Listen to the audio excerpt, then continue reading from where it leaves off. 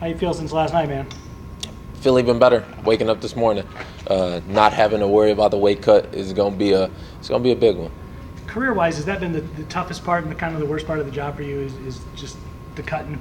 Yeah, for sure. I've always said from the beginning, I'm really just looking for a fair fight, and having to dehydrate yourself, and I think it really takes a lot from the fight.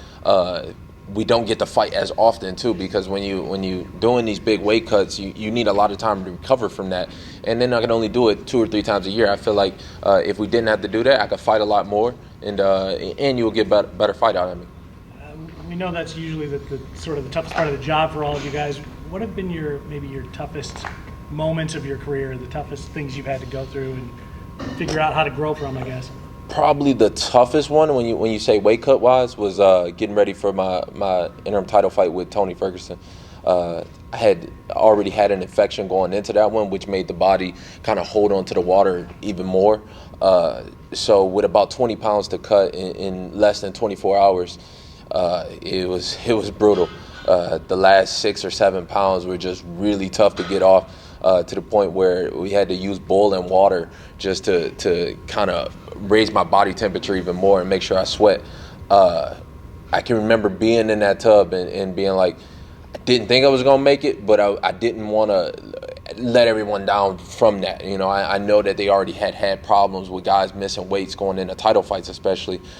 So I made sure that I made the weight, but it took so much energy out of me that it made the fight even way harder than it should have been. When you're sitting there going through that, are those the moments, even back then, where a number like 170 starts creeping into your head? I mean, are you sitting there by yourself in misery going, God, man, I should be at 170. This wouldn't have to happen. Yeah, I mean, there's a lot of thoughts that go through your head during that. It's like, man, I should be doing a 9 to 5 right now. What am I doing? I'm crazy. But this is what we do. We sacrifice our bodies and we sacrifice our health for the sport and for the art. So those moments gonna creep in, of course. A lot of people have been telling me to go to 170 beforehand anyway, but I kind of float to my own rhythm. So I feel like everything's in great time, and this is the perfect time for it. Going through the tough stuff like that, I mean, how much does that kind of prepare you for, maybe for the potential for this to be the next kind of phase of your career, this 170 thing? Yeah, I mean, you learn a lot from every experience. I feel like I've had people ask me what advice would I give a 21-year-old me just fresh out of college into the UFC, and there really wouldn't be much I could say. Sometimes you just gotta go through these things in order to understand what it is that you're doing. You gotta have those experiences. You gotta lose in order to win.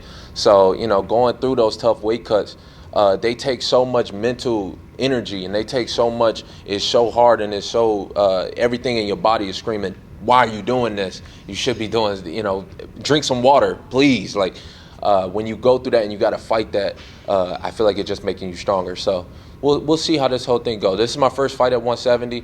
I'll see how I feel in the cage. It's hard for me to say outside of it without having that yet. But ask me on Sunday, and I'll let you know. With the extra 15 pounds, I mean, have you bulked up any ahead of this? I'm still about the same size. I put on a few extra and just by not going to a calorie deficit, but I'm just about the same size as my peak weight, I feel like, as an athlete.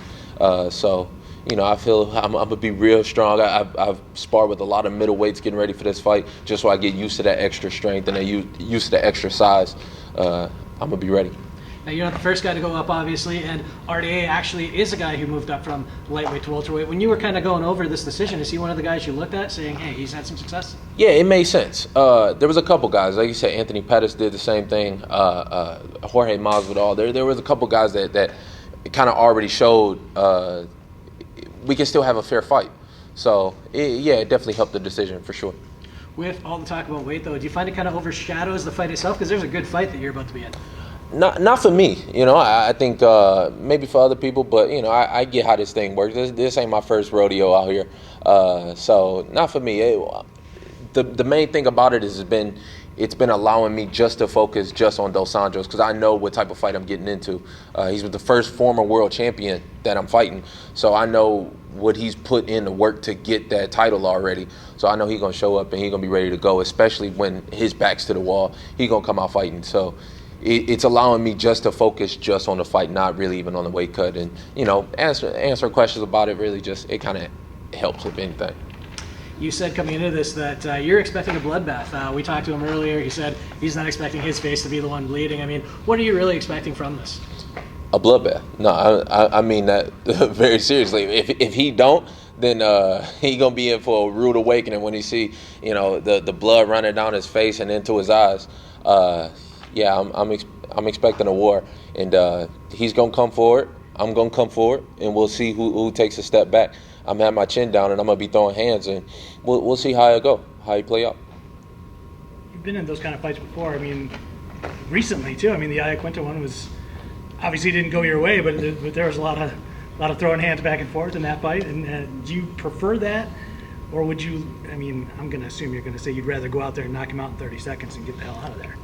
No, I'm preferring for a good fight.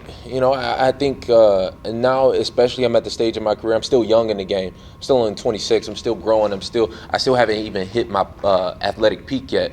So I need these fights to grow even more. And I'm going to be in this game for a long time. So I'm looking at it as a marathon.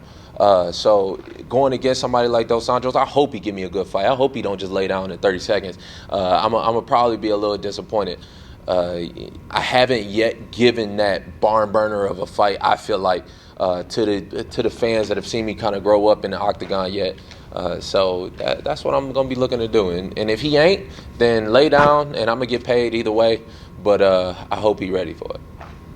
What were your thoughts on his last couple of performances? Obviously, he came up short against the champion and the guy who looks like he's going to be fighting for the belt next. Had some struggles. They're high-level wrestlers, but what were your thoughts on it? I don't take too much away from him. Like I said, he is a former world champion. Those are tough fights for him. They used their size and their aggression and some other things that I'm going to take away from it.